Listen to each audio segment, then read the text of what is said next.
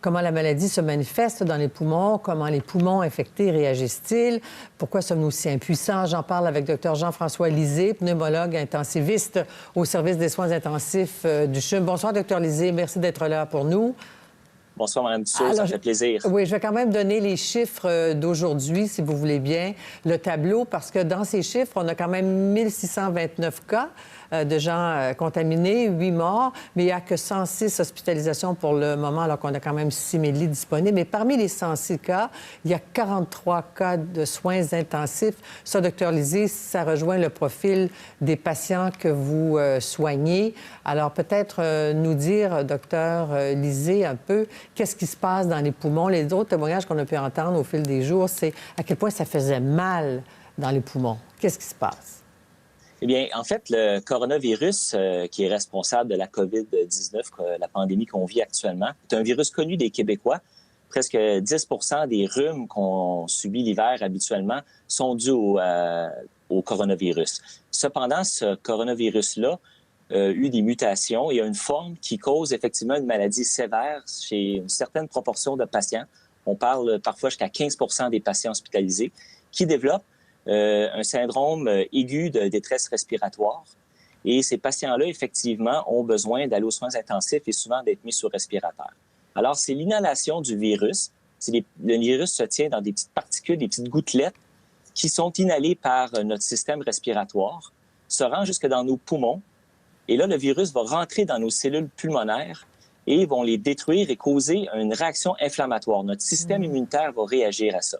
Et c'est un peu le virus et la réaction de notre système immunitaire qui un peu s'emballe et va causer une inflammation énorme dans les poumons et va causer une pneumonie sévère des deux poumons. Et c'est les deux poumons qui vont souffrir complètement de cette inflammation-là. Et quelle est la gradation de la maladie? Parce que plusieurs gens sont à la maison, on l'a entendu. Des gens sont hospitalisés sans nécessairement loin aller aux soins intensifs. Ça se fait comment, le passage? Qu'est-ce qui arrive pour qu'on passe d'un lit d'hôpital?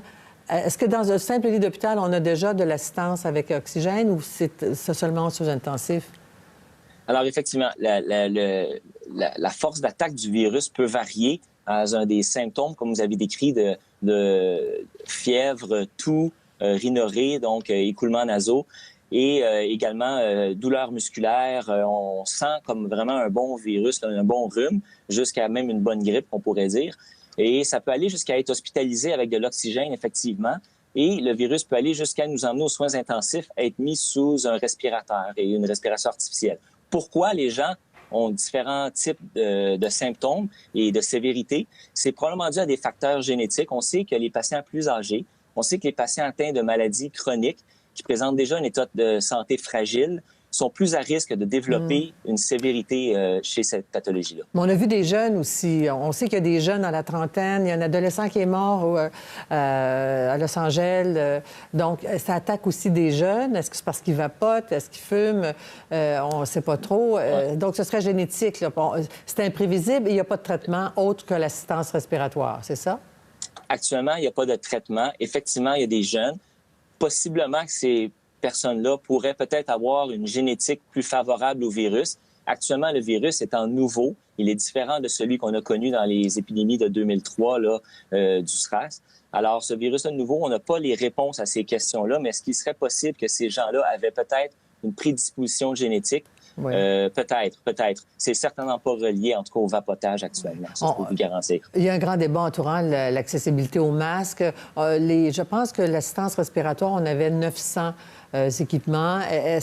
Selon vous, est-ce qu'on a ce qu'il faut quand on entend le gouverneur de New York crier au secours, avoir des ventilateurs? Est-ce que c'est de ça dont on a besoin, les ventilateurs? C'est l'équipement dont vous avez besoin? C'est la même chose ou pas?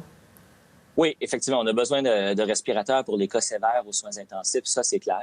Je peux vous dire que le meilleur traitement, ou en fait, la meilleure chose qu'on peut faire dans une pandémie comme ça de virus, c'est la prévention. Et c'est exactement ce que les autorités publiques ont fait et le gouvernement depuis le début de cette crise.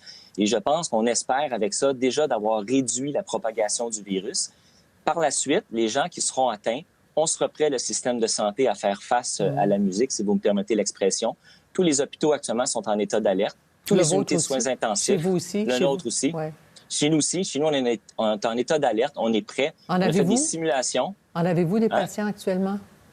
Actuellement, au Québec, il y a des patients dans pratiquement tous les hôpitaux là, capables de s'occuper de patients ventilés et capables de s'occuper de patients malades comme ceux de la COVID-19. Ouais. Quand vous dites ventilé, c'est avec le respirateur. Ventilateur, respirateur, c'est la même chose? Oui, ventilateur, respirateur, somme toute, c'est la même chose. Bon. Pourquoi les hommes davantage? C'est une très bonne question. Est-ce qu'ils ont une prédisposition génétique là aussi? On s'aperçoit qu'effectivement, les hommes sont attaqués dans 60 65 des cas. Ouais. Alors, c'est une question que je ne peux pas vous répondre actuellement, mais c'est une observation qu'on fait. Ah, exactement. Bon. Est-ce que, tout à l'heure, je parlais d'éthique, le choix a été fait en Italie. Est-ce que vous craignez, vous, un jour, de devoir choisir entre un patient âgé ou plus jeune? Je vous dirais que c'est toujours une crainte qu'on a quand on parle de pandémie. Cependant, les pandémies ont différents niveaux d'attaque de la population. Et à ce sujet, il y a plusieurs équipes là, des groupes de soins intensifs, d'éthique, de médecins impliqués en pneumologie et autres, qui travaillent actuellement à des scénarios pour peut-être avoir des lignes directrices qui pourraient être adoptées par les autorités de la santé publique. Mais je peux vous dire qu'actuellement, on est très loin de cette situation. Tant mieux, parce qu'on nous a dit qu'on est en phase d'accélération puis que dans 3 semaines, on va être dans le pic. Là. Alors, on s'intéresse à ça. On va certainement avoir à se reparler. Une dernière question. Une fois qu'on passe en soins intensifs, on y est pour combien de temps en moyenne? Combien de temps on reste malade? Alors, les durées de séjour aux soins intensifs qu'on a, c'est les données qui viennent d'Italie, entre autres, de France, évidemment de Chine, de la Corée. C'est extrêmement variable. La durée moyenne de séjour aux soins intensifs est d'à peu près 8 à 10 jours. Cependant, on inclut souvent les décès dans ces statistiques-là. Ce qu'on a de façon préliminaire, c'est que la durée de séjour aux soins intensifs, c'est un patient qui survit pourrait aller là, facilement entre 10 et 15 jours et parfois même se prolonger. Pour guérir. Alors, on s'attend et guérir. Oui, les gens peuvent guérir de cette maladie-là, même s'ils viennent aux soins intensifs. C'est ça qui est positif. Ouais. Alors, je peux vous dire que nous, le système de santé québécois et les soins intensifs du Québec, on est prêts et on sera là pour répondre à vos questions puis traiter les patients. Bien, merci, Dr. Lisée. De l'espoir, de l'espoir, de l'espoir. Merci beaucoup. Merci à vous et à tous les soignants, à toutes vos équipes. Merci d'être sur la ligne de front et de prendre les risques pour nous. Merci beaucoup.